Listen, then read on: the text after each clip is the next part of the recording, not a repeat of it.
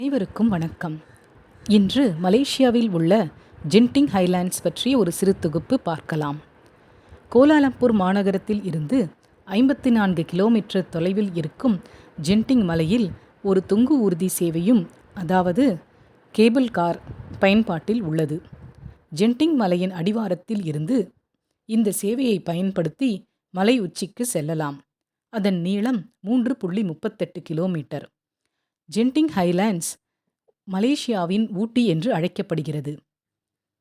உலகிலேயே மிக வேகமாக செயல்படும் இந்த தொங்கு ஊர்தியில் நவீனமான தொழில்நுட்பங்கள் பயன்படுத்தப்பட்டு உள்ளன.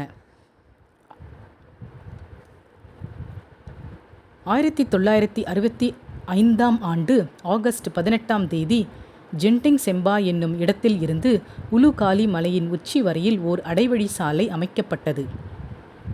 அந்த சாலையை அமைப்பதற்கு 4 ஆண்டுகள் பிடித்தன. மலேசியாவின் உல்லாசத்தின் சொர்க்கபுரி என்று ஜென்டிங் மலையை அழைக்கப்படுகிறது. கேளிக்கைகள் நிறைந்த இடம்.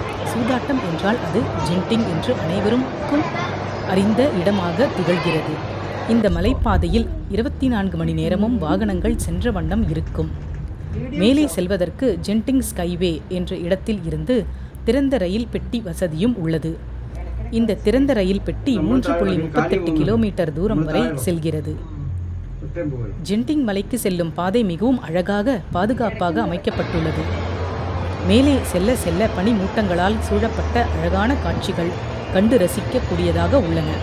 வெளிநாட்டு சுற்றுப்பயணிகளை அங்கு அதிகமாக காண முடியும். ஜென்டிங் மலையில் ஃபர்ஸ்ட் வேர்ல்ட் ஹோட்டல் என்னும் மிகப்பெரிய தங்கும் விடுதி உள்ளது.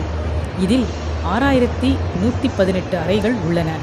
2008 ஆண்டு வரை உலகின் மிக அதிகமான அறைகளை கொண்ட மிகப்பெரிய தங்கும் விடுதி என்றும் அழைக்கப்படுகிறது. இப்பொழுது அது 3வது இடத்தில் உள்ளது. மலேசியாவுக்கு சென்றால் கண்டிப்பாக ஜென்டிங் ஐலேண்ட்ஸ் சென்று வரவும். நன்றி.